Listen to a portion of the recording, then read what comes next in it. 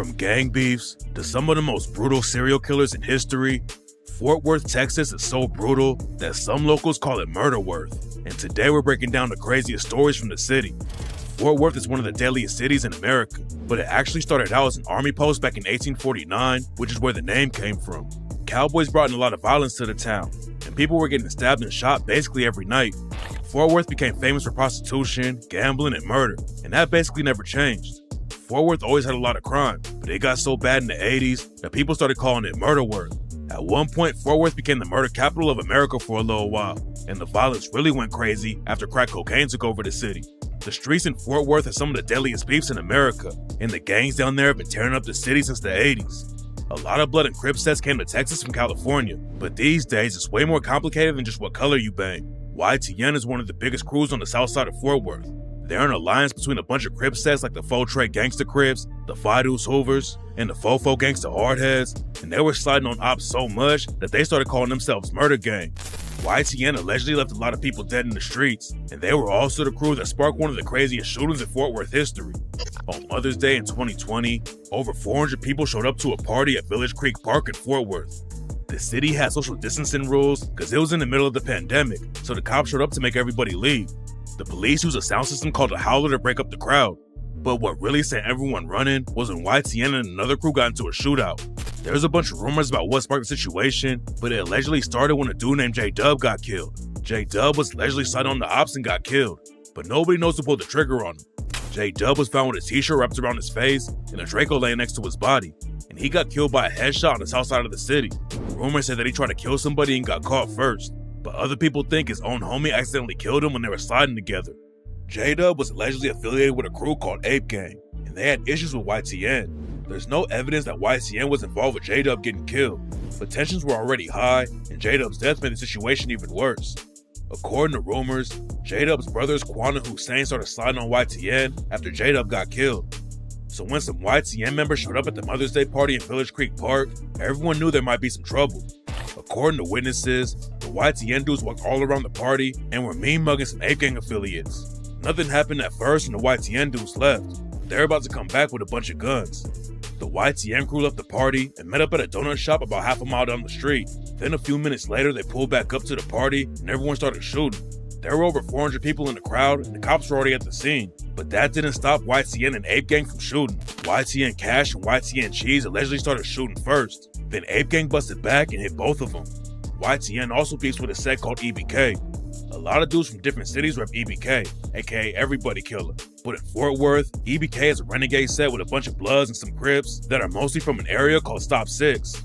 Stop 6 is one of the craziest places in Fort Worth, and you always gotta be ready for smoke if you want to survive out there. EBK's most famous member is a dude named EBK D-Glock. D-Glock started rapping and had some buzz on his name in Fort Worth, but he was allegedly putting in a ton of work in the trenches and got booked for killing a YTN member named Big Head Chris. YTN took more losses when Lil Nuby and WAP both got killed in a robbery that went wrong. According to reports, Nuby, WAP, and another YTN affiliate tried to set up a dude from EBK named MB and rob him, but the situation went left and everyone involved in it ended up dying. MB allegedly upped his strap on the YTN dudes when they tried to rob him, even though he was way outnumbered. MB hit all three of them, but then the YTN crew busted back and hit MB too, and by the time the cops rode up to the scene, all four of them were dead. Most people outside of Fort Worth don't know about the war going on in the streets, but now there's a new wave of drill rappers who are airing everything out in the booth. One of the hottest drill rappers from Fort Worth right now is a dude named Lil CJ Casino. CJ Casino used to be cool with Ape Gang, and on the track We Own That, he raps, Ape Gang, we own that. Gorilla Gang, we own that. Running your trap, where that dope at? Show some respect, cause you know you don't want that. But according to rumors, CJ Casino fell out with Ape Gang cause J-Dub snatched his chain. J-Dub ended up getting killed not too long after that went down. But J-Dub isn't the only Fort Worth rapper that CJ Casino fell out with. Back in the day, CJ Casino was tied with a rapper named Go Yayo. Go Yayo started a whole wave in Fort Worth and kicked down the doors for a lot of other rappers from the city. But he's been involved with some crazy beef too. A lot of people outside of Fort Worth heard about Go Yayo for the first time after he started beefing with a rapper from Dallas named Mo3. According to Mo3's homie Brian Rainwater, Go Yayo was pressed because Mo3 was popping off in the rap game and got booked for a show in Fort Worth. Go Yayo allegedly couldn't get any shows booked in his own city, and that's why he got heated about the situation.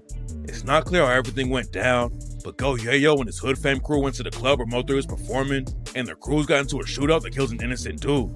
The beef with Go Yayo and Mo3 also started a lot of drama in Dallas, because Go Yayo featured a bunch of Dallas rappers on his track Six Pick and left Mo3 off of it. CJ Casino was on the track with Go Yayo, and so was Go Yayo's homie Lil Ronnie. And nobody expected how the situation was gonna take a crazy turn and get Sauce Walka wrapped up in it too. Sauce Walka's from Houston, but he stepped into Fort Worth too and signed CJ Casino. Then in 2021, Go Yayo did Sauce Walka and CJ Casino on the track No Quits and raps, "Stop comparing me to CJ. He a bitch and I'm a savage. All that white gold in your jewelry, that's that cheap shit. Colors in your diamonds, boy, that shit look like some sweet shit. Crazy boy just talking. He ain't really on no beef shit. I used to fuck with Sauce, but he always on some weak shit." After that, Sauce Walka jumped into the beef and dissed Go Yayo's homie Bram. Go Yayo had been beefing with some dudes from Scoot Up Gang and Gas Gang, and they allegedly slid on Go Yayo while he was in Houston. Go Yayo survived the situation, but his homie Bram got killed right in front of him. Scoot Up Gang also has ties to Sauce Walka's crew, the Sauce Factory, aka TSF. Sauce Walka's beef with Go Yayo never seemed that serious, but then in 2025, Sauce Walka almost got killed, and rumors started flying that Go Yayo was involved with the situation. Sauce Walka was at Memphis with his homie Say So P when some shooters pulled up and shot both of them. Sauce Walka got hit in the leg and had to be rushed to the hospital, but his homie Say So P was tragically killed on the spot. When news broke about the shooting, rumors were going around that it was a robbery gone wrong, but after the video came out, everyone knew that it was a targeted hit, and somebody wanted to kill either Sauce Walka or Say So P. Sauce Walka said that the shooters could have killed him if they wanted to, but they let him live. As fucked up as the situation is, and I could have lost my life and my life was put in danger, it wasn't intentionally for me. And motherfucker could have took my life and they didn't.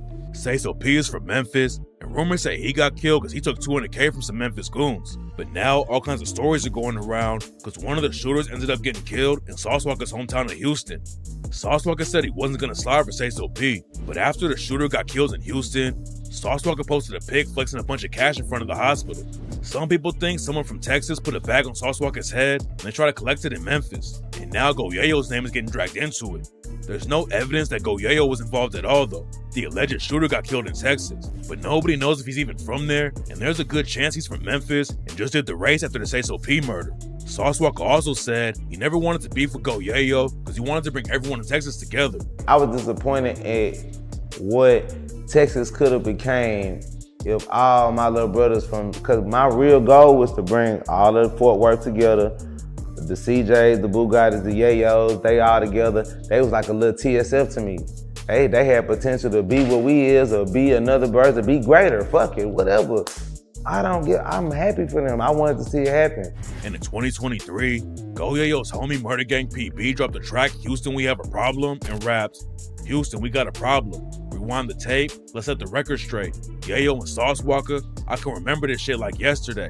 South by Southwest reppin' Texas, thought we was gonna elevate. Say Cheese made a list, and after that, it's like we segregated. Now I ain't blaming Sean Cotton, but Texas could have been poppin' if TSF, Hood Fame, and Murder Gang was still rockin'." Go Yayo has no connection to the Sauce Walka situation, but his own homie just got killed in a brutal way in Fort Worth.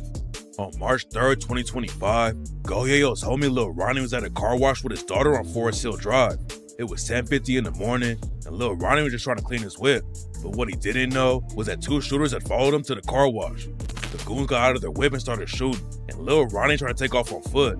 There was a fence in the way that he couldn't climb though, and the shooters walked him down and left him dead at the scene. The cops booked the shooters right after the hit went down, but nobody knows why they wanted to kill Lil Ronnie. Some people think CJ Casino was involved with it though, and the video went viral where he was talking about killing his ops' whole family if they get in the way. Your mama gonna die, your sister gonna die, your little brother in the room trying to TikTok, he gonna die. That's just for playing, because a lot of niggas go out here, go to playing and hiding and doing all that. On blood, go to playing and hiding and doing all that extra shit. When your mama and your family and shit still in the hood, that ain't gonna go, my nigga. We gonna lay everybody down. Everybody got it down, don't give a damn what you talking about. We shooting up houses, we don't give a damn who the fuck in that bitch get hit. We don't give a damn. Everybody get hit. Your granny on the dialysis machine, whatever the fuck. Everybody got to die, man. That's just how shit go in the streets. Forest Hills is a wild place in Fort Worth, and a month before Lil Ronnie got killed, a dude named Fael Araguen was booked for killing two people he used to work with at a car lot. Just a few days after that, an innocent woman was standing by the fire pit in her backyard when somebody started shooting on the street and killed her with a straight bullet. The cops caught the dudes who allegedly killed Lil Ronnie and his daughter, but most murder victims never get justice in Fort Worth. The cops in Fort Worth have thousands of cold cases they never solved, and people in the city say they don't even try to solve them. A dude named Scotty Choice's mother was murdered in an abandoned apartment building, and he said the police won't even answer the phone or call you back if you leave a message. There's been a lot of gang violence in Fort Worth since the 80s, but Murder Worth is also famous for having some of the most brutal serial killers in America. Jason Thornburg was born in California, but he moved to Fort Worth and had the whole city terrified.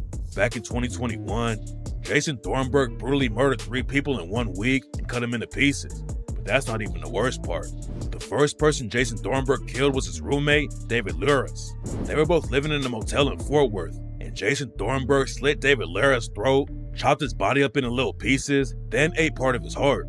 Then a couple days later, Jason Thornburg killed a woman named Lauren Phillips by slitting her throat.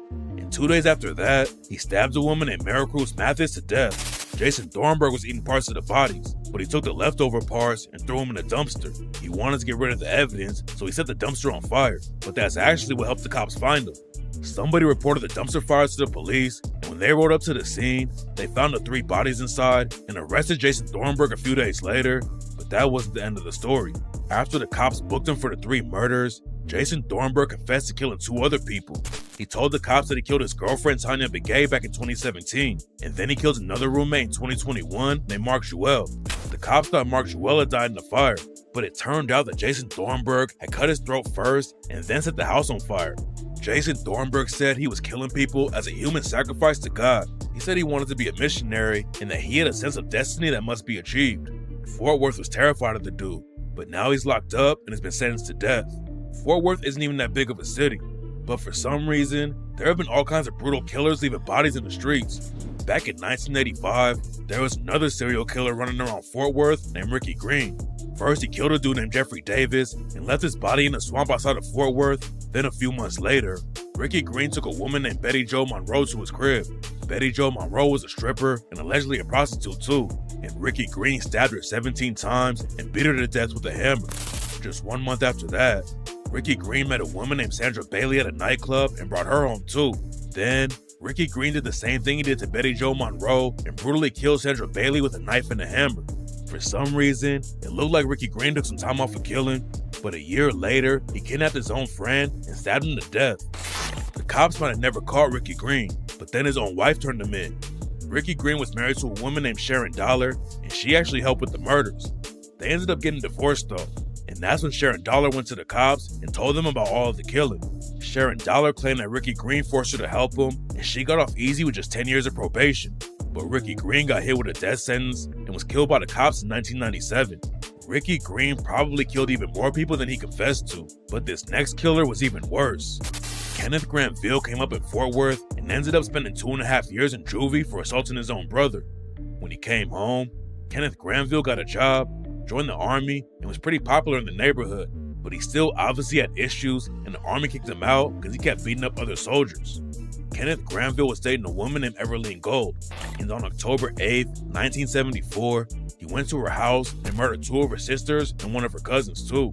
The cops didn't think Kenneth Granville was involved with the situation though, and he started telling people that whoever did it ought to be hung. Then a few months later, Kenneth Granville brought his friend Betty Williams to his house and attacked her. Then during the middle of it, another friend named Vera Hill knocked on his door to ask Kenneth Granville a question about income tax. Kenneth Granville thought he was about to be caught, so he opened the door with a knife in his hand and stabbed Vera Hill in the chest. She fell down and Kenneth Granville kept stabbing her. Then he stabbed Betty Williams too and left her bleeding out. Kenneth Granville wasn't finished though. He drove to another friend's house and asked to use the phone. When they let Kenneth Granville inside the crib, he attacked his friend's mom and then took another woman hostage and went back to his crib. Betty Williams was still alive when Kenneth Granville got back to his house. She was trying to stop the bleeding from all the stab wounds, but Kenneth Granville told her to stop, and Betty tragically died a few minutes later. Then out of nowhere, Kenneth Granville took his hostage to his car and drove to the local church. Kenneth picked up the church's pastor with the hostage still in the car and said that he wanted to be taken out of society and didn't want to hurt anybody else.